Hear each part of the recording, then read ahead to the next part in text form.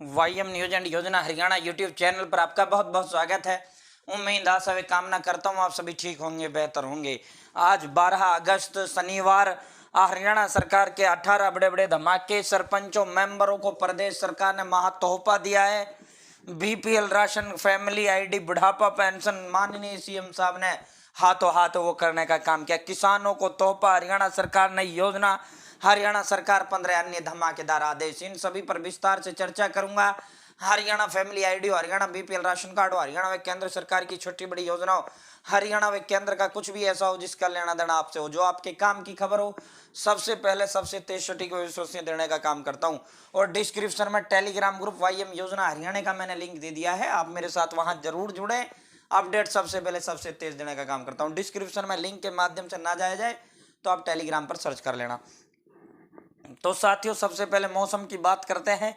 यमुनानगर में खूब बरसे बदरा, अंबाला में टागरी उबाहन पर 14 तक येलो अलर्ट। कुछ दिन परिवर्तनशील रहेगा मौसम। यमुनानगर में 144 तो अंबाला में 46.4 mm बारिश। अंबाला में स्कूलों में छुट्टी। साथियों, संपूर्ण हरियाणा प्रदेश के अंदर दोबारा से मानसून लौट रहा है और 16 तारीख से संपूर्ण हरियाणा में एक बार फिर सभी के सभी 22 जिलों में आपको वर्षा होती हुई दिखाई देगी।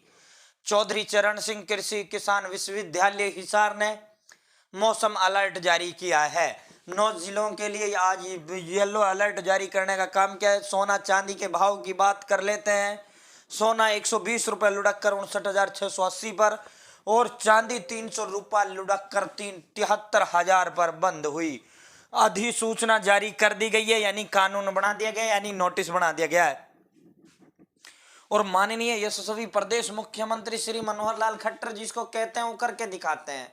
घोषणा नहीं भाई, ऐसा नहीं है पूर्ववर्तियों की तरह करवा लो कुछ भी, चाहे किसी विधानसभा में रैली हो रही है और उनसे कह दिया हेलीपैड बनाना है मुख्यमंत्री साहब, वो करना, सारी घोषणाएं कर जाएंगे। लेकिन सीएम तो ऐसे व्यक्ति हैं, विधायक और मंत्री की तुरंत बेइज्जती वहीं कर देते हैं स्टेज पे।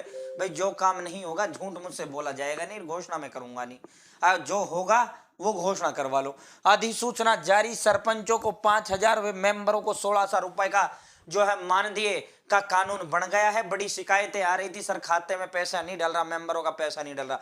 तो भाई अब आपका अधिसूचना कानून बना दिया है।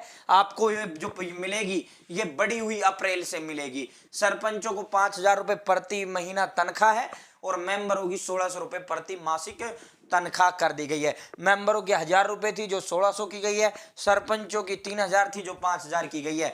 1 अप्रैल से इनको बढ़ा हुआ वेतन मिलेगा, यानी बैक डेट का 1 अप्रैल से ही बढ़ा हुआ आपको मिलेगा। ऐसा नहीं है आज कानून बढ़ाए, अगस्त आ गई तो अगस्त से आपको बढ़ा हुआ मिलेगा, नहीं भाई, अप्रैल चौथे महीने से आपको बढ़ा हुआ मिलेगा और आप जल्द आपके खाते में भी ये पहुंचना शुरू होगा। ये 15 मार्च को जो है इस पर जो है सहमति इनकी और उनकी हुई थी। साथियों, अगली खबर की ओर चलते हैं। बीमा कंपनियों को अब किसानों को 60 की बजाय 30 दिन में क्लेम देना होगा। मोटा मुनाफा कंपनी जो है कमा रही है। प्रधानमंत्री फसल बीमा योजना के तहत फसलों का बीमा करने वाली कंपनियों की अब मनमानी नहीं चलेगी। फसल खराब होने पर जो कंपनियों को नुकसान की रिपोर्ट मिलने के 1 महीने के अंदर अंदर जो है उन्हें किसानों के खाते में क्लेम यानी मुआवजा राशि डालनी होगी। पहले ये जो लिमिट थी ये 60 दिन की थी, कंपनियां 60 दिन के अंदर अंदर कंपनियों को भुगतान करना होता था, लेकिन अब प्रदेश सरकार ने बदल दिया है। अब 30 दिन के अंदर अंदर ये बड़ा धमाका सरकार ने किया है। हर घर फहराया जाएगा तिरंगा और नागरिक राशन डिपो से अपना राष्ट्रीय ध्वज प्राप्त कर लें। सभी जितने भी राशन डिपो हैं जहां से आपको गेहूं, अनाज और आपको सरसों का तेल, चीनी मिलती है, सरसों का तेल तो अब शुरू किया है, चीनी वगैरह जो भी मिलता है वहां से अपना जो है झंडा प्राप्त कर लें। 25 रुपए जो है निर्धारित एक झंडे की कीमत की गई है। 50 रुपए में 2 झंडे आप अपने नजदीकी जो आपका राशन डिपो है वहां से प्राप्त कर लें।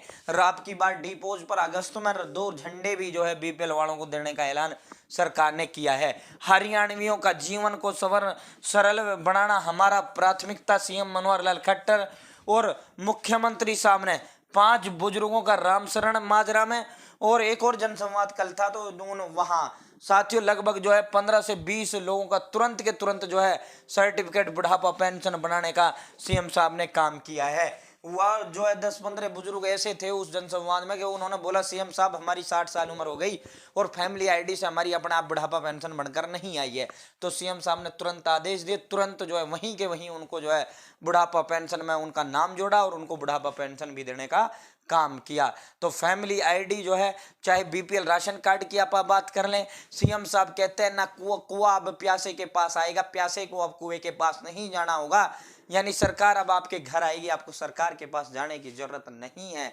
तो दोस्तों उसी को चरितार्थ और सही करते हुए सीएम ने बीपीएल राशन कार्ड घर बैठे बनाए और बुढ़ापा पेंशन भी आपकी 60 साल होते ही आपके स्वयं खाते में अपने आप ऑटोमेटिक आ जाएगी। 1 महीने पहले अधिकारी आपसे अपने आप जो है अंगूठा वगैरह आपके खातों वो सारी चीज लेकर चले जाएंगे। साथियों अब सब कुछ अपने आप, ना कहीं पर्ची, ना खर्ची, ना रिश्वत, ना कुछ। अगली खबर की ओर चलते हैं। ITI का जो एडमिशन है उनमें अंतिम तिथि 25 अगस्त है। जिसको भी ITI में एडमिशन लेना है, चाहे उसने फॉर्म भरा है नहीं भरा है, लिस्टें इसकी जारी हो चुकी हैं, लेकिन सीट बहुत बड़े भारी मात्रा में ITI के अंदर खाली है। ऑन द स्पॉट जो है दाखिला करवाया जा रहा है। अपने सारे डॉक्यूमेंट्स ले जाएं और जो ट्रेड आपको जो है ITI की चाहिए ऑन द स्पॉट यानी तुरंत मौके पर ही आपको जो है एडमिशन दिलवाया जाएगा, तुरंत आपका दाखिला ITI के अंदर किया जाएगा। डिप्टी सीएम ने ये राशन का लेकर 3 दिन का रिमाइंडर बचा है। मैं ये रिपोर्टिंग करता हूँ साथियों, 3 दिन का रिमाइंडर बचा है भाई। 7 अगस्त थी, अब इसे बढ़ाकर जो है 14 अगस्त कर दिया था, हमने आपको बताया था। और अब जो है आज 12 अगस्त हो गई, 12, 13 और 14 जो डिपो गांव-गांव लिस्ट भी जारी कर दी है। 3224 पदों पर डिपो का वो किया जा रहा है। डिपो के पदों पर भर्ती आई हुई है, राशन डिपो यानी जो राशन बांटता है, जिनमें 2324 पद जो है महिलाओं के हैं, 892 पद पुरुषों के हैं। जिसने फॉर्म नहीं भरा है अपना फॉर्म जरूर भरें। हरियाणा में आवासीय, व्यावसायिक व संस्थागत संपत्तियों की 29 अगस्त को नीलामी की जाएगी। 29 अगस्त को नीलामी की जाएगी और ये हाउसिंग बोर्ड हरियाणा द्वारा ये संपत्तियों की नीलामी की जाएगी। नीलामी पोर्टल पर सुबह 10 बजे शुरू की जाएगी। इस संबंध में स्थलों की पूरी जानकारी और नीलामी के नियम और शर्तें हाउसिंग बोर्ड हरियाणा की ईमेल और हेल्पलाइन नंबर पर प्राप्त की जा सकती हैं। तो हरियाणा में जितने भी आवास हैं, व्यवसायिक भवन हैं, वे संपत्तियां हैं, उनकी 29 अगस्त को नीलामी होगी। तो जिसको भी नीलामी में भाग लेना है ले सकता है। और वोट भी सबकी बन रही है भाई, अपनी वोट जरूर बनवाएं और अपनी वोटर ID का वेरिफिकेशन करवाएं। बाकी BLO जो वोट बनाते हैं वो घर घर आ रहे हैं। जनगणना पूरी होने तक नया जिला और तहसील नहीं बनेगा, ये इस पर रोक लगा दी गई है। मानेसर, नीलोखेड़ी, इसराना, छछरौली, नांगल चौधरी व जुलाना को मंडल बनाने का निर्णय सरकार पहले ही ले चुकी है। साथियों जनगणना चल रही है, जनगणना का काम पूरा होने तक प्रदेश में अब कोई नया जिला या तहसील या उप तहसील, मंडल या उपमंडल नहीं बन सकेगा। हरियाणा सरकार ने सभी तहसीलों, कस्बों की प्रशासनिक सीमाओं में आगामी 1 जनवरी से जनगणना का काम पूरा होने तक कोई बदलाव नहीं करने के आदेश जारी कर दिए हैं। तो जनगणना का काम चल रहा है। अब हरियाणा में ना कोई नया तहसील बनेगा जब तक जनगणना पूरी नहीं हो जाती है, ना जिला, ना उपमंडल, ना मंडल। ऑनलाइन सिस्टम से पात्रों को मिल रहा लाभ, बिचौलियों के दिन लदे। ये परिवार पहचान पत्र, फैमिली ID के बारे में सीएम साहब ने पूरा कहा। सीएम साहब ने कहा कि फैमिली ID जो है इसके आधार पर ईमानदारी से सारी चीजें आपको प्रोवाइड की जा रही हैं। फैमिली ID में जिसको जो भी समस्या है, हमने ग्रीवेंस पोर्टल शुरू कर रखे हैं, अपनी वहां शिकायतों का वो करें। धीरे धीरे सरल प्रक्रिया हम इसमें बना रहे हैं ताकि अगर किसी की कोई समस्या है तो वो सरल तरीके से जो है समाधान उसका हो जाए। कल सीएम साहब के जनसंवाद कार्यक्रम रहे थे। आम आदमी पार्टी ने बिजली आंदोलन हरियाणा प्रदेश के अंदर चला रखा है और उन्होंने जो ये चला रखा है उसके अंदर 300 यूनिट 200 यूनिट बिजली फ्री का ऐलान उन्होंने किया है। और वो जो बिजली आंदोलन प्रदेश में घर घर जो है एक वो लेकर घूम रहे हैं, जिसमें पंजाब और दिल्ली के बिजली बिलों को दिखाया जा रहा है।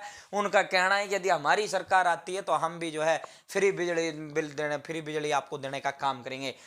25 अगस्त से हरियाणा के विधानसभा मानसून सत्र का आगाज हो रहा है। उसको लेकर जो सवाल लगते हैं वो पहले ही सवाल विधायकों से लगवाए जाते हैं। तो 61 विधायकों ने सरकार से 655 सवाल पूछे हैं। अब विधानसभा के पटल पर सभी का जवाब जो है हरियाणा सरकार देने का काम करेगी। 25 अगस्त से मानसून सत्र की शुरुआत हो रही है। भारतीय कुश्ती महासंघ का जो चुनाव आज होना था उस पर रोक लगा दी गई है।